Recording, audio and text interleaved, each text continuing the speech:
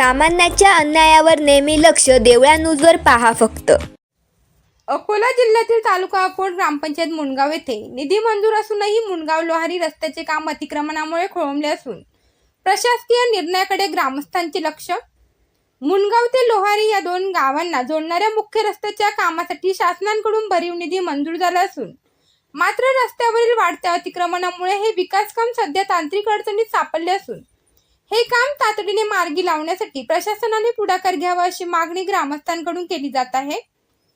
विकासाला अतिक्रमणाचा अडथळा येत असल्याने मुंडगाव लोहारी रस्त्याच्या दुरवस्थेमुळे ग्रामस्थांना गेल्या अनेक दिवसांपासून त्रासाला सामोरे जावे लागत होते. लोकांची अडचण ओळखून प्रशासनाने या रस्त्यासाठी ग्रामपंचायत व शासन स्तरावरून निधी उपलब्ध करून दिला. प्रत्यक्ष कामाला सुरुवात होण्याची चिन्हे असतानाच रस्त्याच्या कडेला असलेल्या अतिक्रमणामुळे कामात अडथळे निर्माण झाले असून यापूर्वी राबवण्यात आलेले अतिक्रमण हटाव मोहीम पूर्ण न झाल्याने हे नियोजित काम सध्या रखडलेल्या स्थितीत असून प्रशासकीय समन्वयाची गरज असून हा रस्ता गावाच्या दळणवळणाच्या दृष्टीने अत्यंत महत्त्वाचा असल्याने निधी उपलब्ध असूनही केवळ अतिक्रमणामुळे काम थांबणे हे गावाच्या विकासासाठी नुकसानकारक ठरत असून त्यामुळे संबंधित विभागाने आणि महसूल प्रशासनाने समन्वय साधून नियमानुसार रस्त्याची मोजणी करून अतिक्रमण मुक्त जागा उपलब्ध करून द्यावी, जेणेकरून डांबरीकरणाचे काम विनाअडथळा पूर्ण होऊ शकते.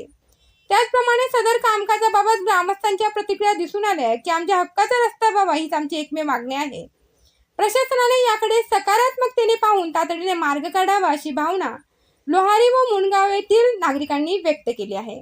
आता प्रशासन यावर काय तोडगा काढते याकडे सर्वांचे लक्ष लागले आहे. रस्ता खराब आहे हा. या रस्त्यात झालं 1 वर्ष. 1 वर्ष झालं. 1 वर्षापासून रस्ता खराब असून हां हे पाना इथं गड्डे इतके पडले आहे. हां हां 3-3 फूट गाडी फुटते लोकांची. लेकरं बाकरं शाळेचे विद्यार्थी पडतात तरी प्रशासन याची काहीही दखल घ्यायला तयार नाही आहे. 1 वर्षापासून पेंडिंग पडलं आहे का? हां, कशाबद्दल, कशासाठी ते रुकलं? ग्रामपंचायत आणि तहसीलची मिलीभगत. अजून अतिक्रमण वगैरे काही? अतिक्रमणबाबत हे अतिक्रमणच्या समोरचे 2-3 घरं गेला आहेत ते पाळायचे होते. ते अजून पाळणं झालं नाही. प्रशासनाने याची दखल घ्यावी.